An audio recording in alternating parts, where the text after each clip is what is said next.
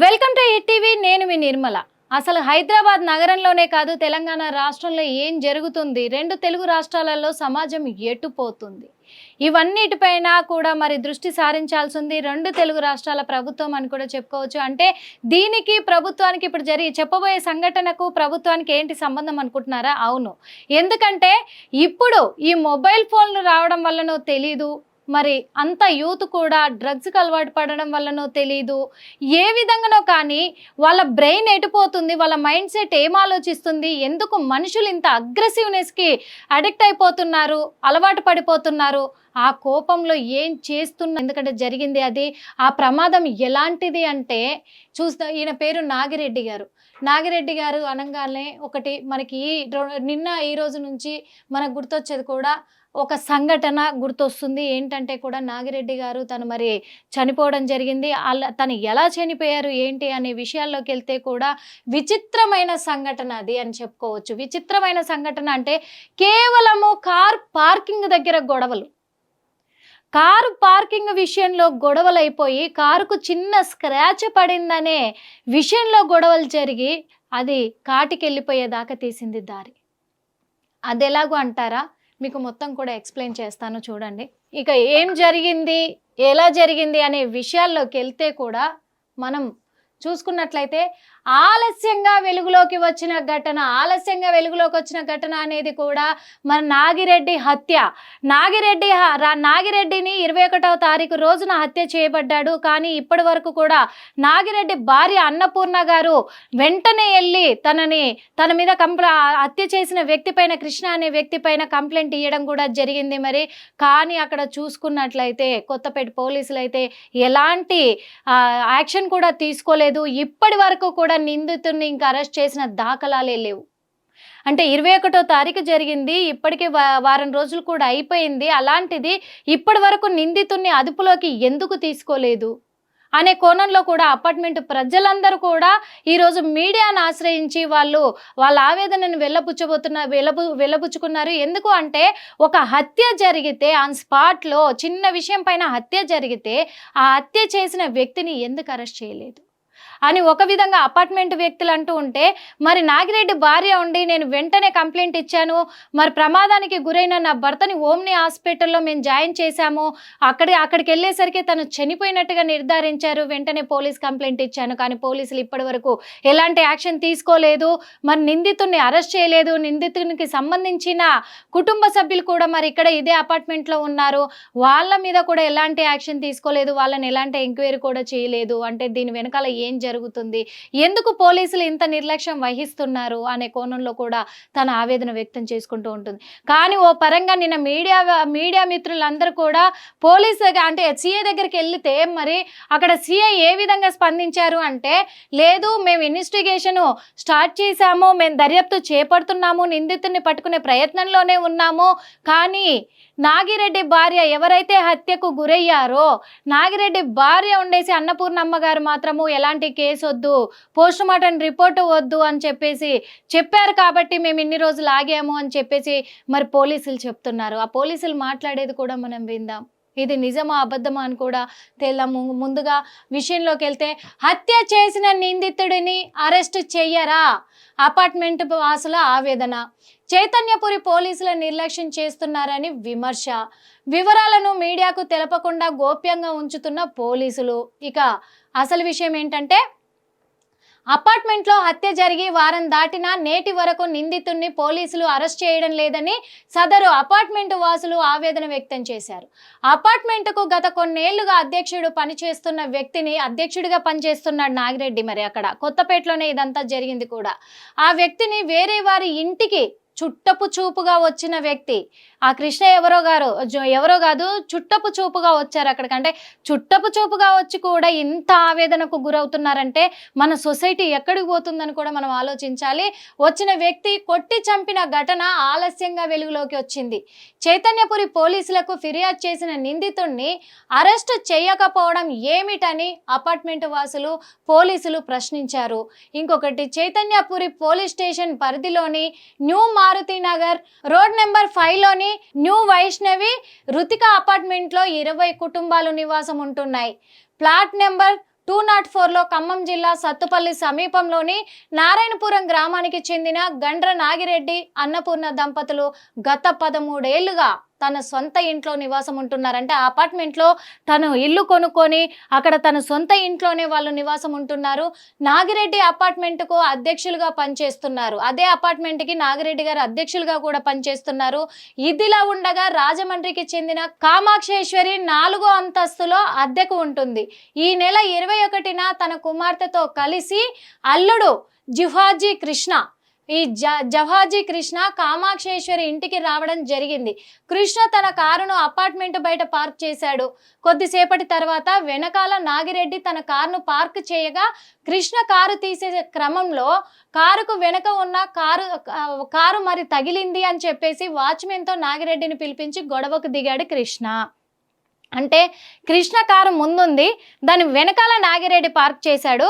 ఇక్కడ నాగిరెడ్డి పార్క్ చేసిన సమయంలో ఏం జరిగిందో తెలియదు కానీ కృష్ణ కార్కి కొంచెం స్క్రాచెస్ పడడం కూడా జరిగింది. అంటే నా కారుకు డ్యామేజ్ అయింది అనే విషయంలో వాచ్మెన్ తోటి నాగిరెడ్డిని పిలిపించి నాగిరెడ్డి మీద గొడవకు దిగాడు కృష్ణ. కామాక్షేశ్వరి అల్లుడు బిడ్డనిచ్చిన అల్లుడు మరి వాగ్వాదానికి దిగాడు. మాట పెరిగింది. కృష్ణ నాగిరెడ్డిని తీవ్రంగా గాయపరిచాడు.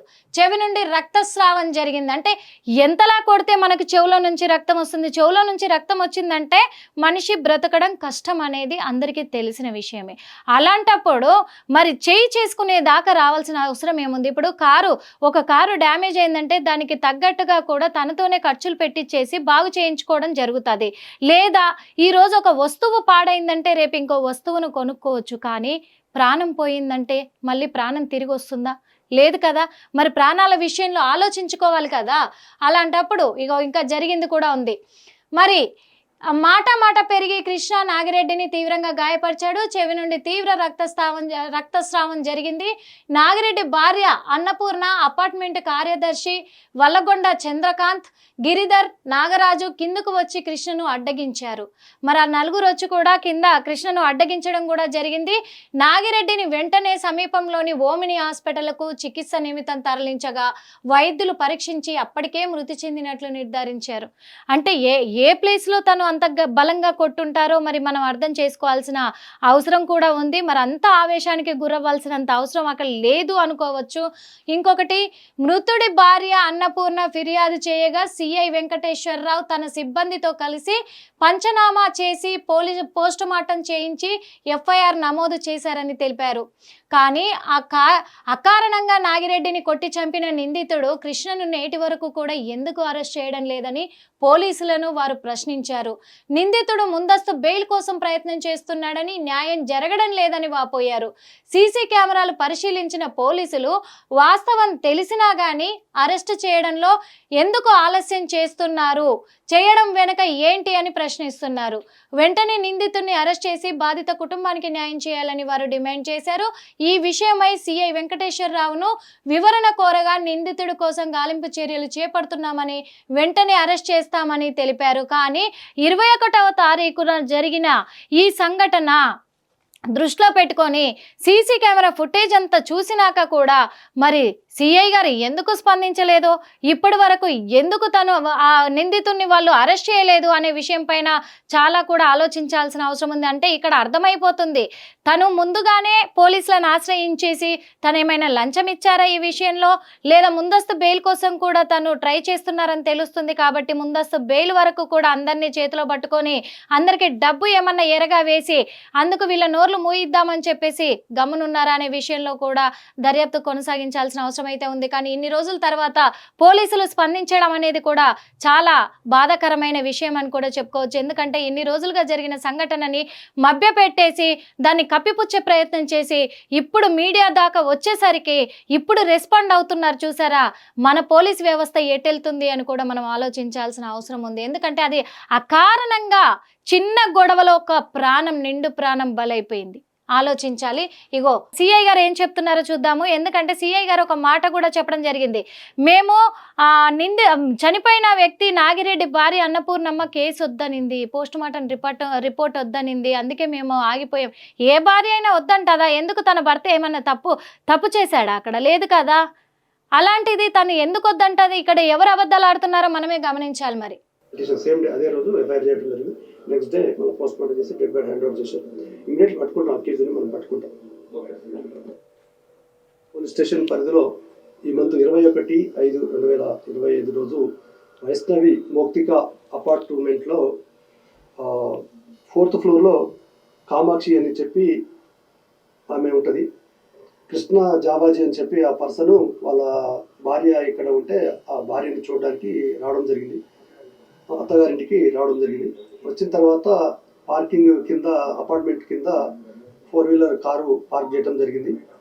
బయట అపార్ట్మెంట్ బయట పార్క్ చేయడం జరిగింది.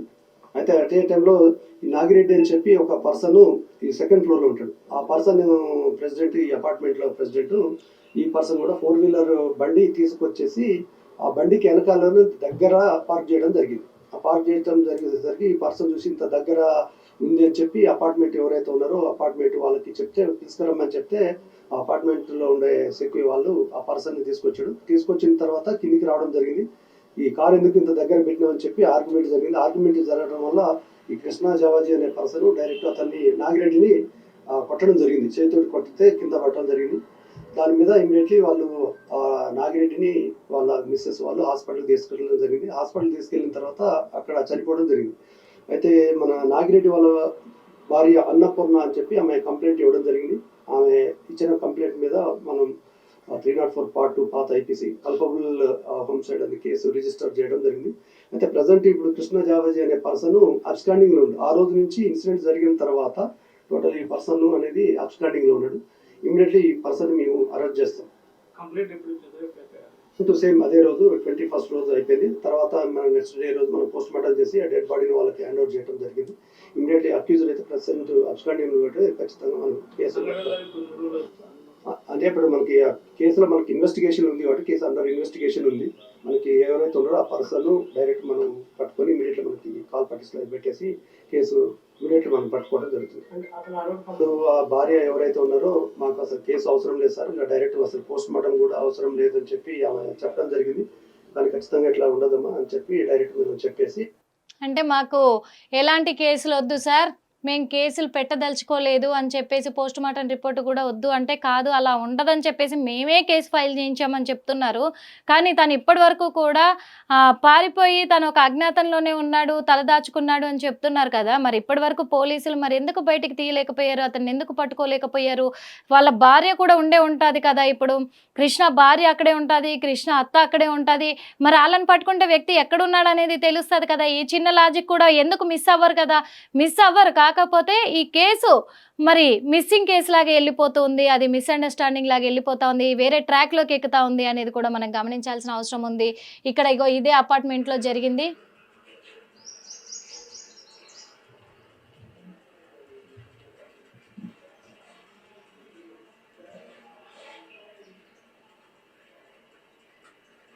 ఇదే అపార్ట్మెంట్లో ఇక్కడ మరి ఆ అపార్ట్మెంట్ వాసులు వీళ్ళంతా 103 ఫ్లాట్ లో ఉంటారు. 21 నాడు జరిగినటువంటి ఘటన ఏంటంటే, ఘటన క్రమం ఏంటంటే, నాకు తెలిసినంత వరకు బయట చాలా గట్టిగా అరుపులు వినబడుతుండే. ఏదో మామూలుగా ఎవరో కొట్లాడుకుంటున్నారేమో అని అనుకున్నాను నేను.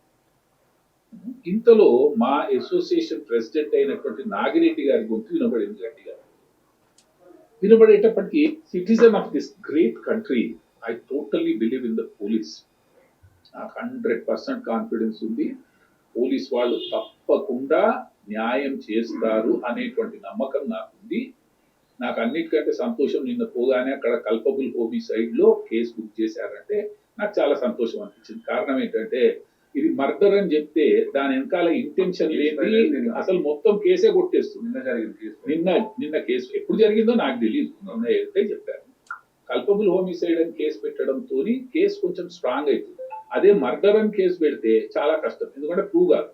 మర్డర్ వెనకాల ఇంటెన్షన్ ఉండాలి, ఆ ఇంటెన్షన్ లేదు కాబట్టి చూసాం కదా ఇక్కడనైతే. ఎందుకంటే ఇంటెన్షన్‌తో చెయ్యలేదు అనేది అక్కడ అందరికీ అర్థమవుతుంది. సీసీ ఫుటేజ్ కూడా ఉన్నాయి. ఇంటెన్షన్‌తో చేసింది కాదు. కాకపోతే ఇక్కడ గొడవ, ఈ కార్ పార్కింగ్ విషయంలో వచ్చిన గొడవ ఈగోలకెళ్ళిపోయింది. ఈ ఈగోల వల్ల ఏమైంది అంటే మనిషి మీద చేయి చేసుకుంటున్నాము, ఎలాంటి ఇదిలో చేయి చేసుకోవాల్సిన అవసరం వస్తుంది అనేది ఆలోచించకుండా ఆవేశంతోటి చేస్తారు చూసారా? మరి ఆవేశం ఎందుకు లేకుండా పోతుంది మనుషులకి? ఎందుకు ఆ ఆవేశంతోటి కొంచెం కూడా ఆలోచించకుండా పోతున్నారు? ఎందుకు వాళ్ళ ఆవేశాన్ని కంట్రోల్ చేసుకోకుండా పోతున్నారంటే కేవలము సమాజంలో జరుగుతున్న ఇలాంటి విచిత్రమైన సంఘటనలే దీనికి కారణం అనుకోవచ్చు. ఎందుకంటే ఒకరికొకరు బంధాలు బాంధవ్యాలు తెలియని పరిస్థితులు ఏర్పడుతున్నాయి. అసలు ప్రేమలంటే తెలియని పరిస్థితులు ఏర్పడుతున్నాయి. మొబైల్ ఫోన్లకు అడిక్ట్ అయిపోయి కూడా, చాలా వరకు డ్రగ్స్కి అడిక్ట్ అయిపోయి కూడా ఆ మైండ్ సెట్ కరెక్ట్గా పనిచేయక కూడా ఇలాంటి ఆవేశాలకు గురవుతున్న క్షణాలు చూస్తున్నాం. కానీ ఈ హత్య వెనకాల కూడా ఏం జరిగింది అనేది సీసీ ఫుటేజ్లో కూడా తెలుసు కాబట్టి పోలీసులు దీని పట్ల త్వరగా చర్యలు తీసుకొని కృష్ణ ఎక్కడున్నా పట్టుకొని తనకు తగిన శిక్ష వేయాలని కూడా మనం కూడా కోరుకోవాలి. ఎందుకంటే చిన్న చిన్న ఆవేశాలకు పోదు. ముఖ్యంగా సమాజం గమనించుకోవాల్సింది ఏంటంటే కక్షపూరితంగా చేసింది అయితే మర్డర్ కింద వస్తుంది అనేది తెలుసు కాబట్టి, కానీ కక్షలు కారుణ్యాలు ఉన్నప్పటికీ కూడా కొంచెం తన సెల్ఫ్గా ఆలోచించుకొని మనుషులు కొంచెమైనా ఇంకిత జ్ఞానాన్ని పెట్టుకొని ఎవరికి వాళ్ళకు వాళ్ళు కొంచెం ఒప్పందాన్ని చేసుకొని సంజాయించుకునే ప్రయత్నం చేస్తే ఎక్కడ కూడా ఎలాంటివి జరగవు. ఇలాంటి దారుణాలను అరికట్టే వాళ్ళు అవుతారు. ఎందుకంటే ఆవేశాలకు పోవద్దు. ఆవేశాలకు పోతే ఈరోజు ప్రాణం కోల్పోయింది, తెచ్చుకోలేము. వస్తువు పోతే తెచ్చుకుంటాము, కానీ ఈ ప్రాణాలతో చెలగాటమాడితే ఒక వ్యక్తి ప్రాణం పోయిన తర్వాత ఆ వ్యక్తి వెనకాల ఎంతమంది కుటుంబ సభ్యులు ఉన్నారు, ఎంతమంది కుటుంబ సభ్యులు వాళ్ళు ఇబ్బంది పడతారు, వాళ్ళు బాధపడతారు, వాళ్ళకు లైఫ్ టైం శిక్ష వేసిన వాళ్ళం అవుతాం కదా అని ఒక చిన్న ఇంకిత జ్ఞానం అనేది పెట్టుకోవాలి. కొట్టుకునేదాకా ఎందుకు పరిస్థితులు? కాసేపు మాట్లాడుకొని చర్చలు జరిపించుకుంటే సరిపోతుంది కదా, ఏదో ఒక నిర్ణయానికి వస్తే సరిపోతుంది కదా. కానీ ఇక్కడ కృష్ణ ఏమయ్యాడు, ఈ కృష్ణ ఎక్కడున్నాడు, ఇప్పుడు ఆ కృష్ణని ఎలా ఛేదిస్తారు పోలీసులు, అతన్ని ఎలా పట్టుకుంటారు అనే విషయాలపైన మాత్రం ఇంతవరకు కృష్ణకు సంబంధించిన తన భార్య కానీ, కృష్ణ అత్త ఎవరైతే ఉన్నారో అపార్ట్మెంట్లో 4వ ఫ్లోర్లో ఆమె కానీ ఇప్పటి వరకు కూడా ఎక్కడా కూడా వాళ్ళు రివీల్ అవ్వలేదు. వాళ్ళు ఎలాంటి సమాచారం కూడా ఇవ్వలేదు ఇక్కడ. అలాంటప్పుడు మరి వాళ్ళని ఏమైనా దృష్టిలో పెట్టుకొని పోలీసులు అయితే ఆల్రెడీ దర్యాప్తు కొనసాగిస్తున్నారు కాబట్టి మరి వాళ్ళు చెప్పే ఇన్ఫర్మేషన్ ప్రకారమే కృష్ణ ఎక్కడున్నాడో తెలిసే అవకాశం ఉంది. కాబట్టి నెక్స్ట్ ఆ కుటుంబానికి ఎలాంటి న్యాయం జరిపించబోతున్నారు అనే దాని మీద ఎదురు చూడాల్సిన అవసరం అయితే ఉంది. ముఖ్యంగా సమాజానికి ఒక్కటే సూచన, ఎప్పుడు కూడా ఆవేశాలకు పాల్పడొద్దు, ప్రమాదాలు జరగనివ్వద్దు. అలాగని చెప్పేసి హత్యలు జరిగేదాకా చూసుకోవద్దు, హత్య చేసేదాకా చూసుకోవద్దు, ఇలాంటి అత్యాచారాలకు పాల్పడొద్దు. ఇలాంటి దుర్ఘటనలు సంభవించే సిచ్యువేషన్ని ఎంతవరకైనా కంట్రోల్ చేయాలని ఆలోచించాలే తప్ప ఇలాంటి ప్రమాదాలకు పాల్పడొద్దు అని తెలియజేసుకుంటున్నాం మా హిట్ టీవీ ద్వారా. హిట్ టీవీ యాప్, ఇందులో short news, live news, entertainment shows, movies, digital magazines తో పాటు మీ జిల్లా వార్తలను కూడా ఫ్రీగా చూడొచ్చు.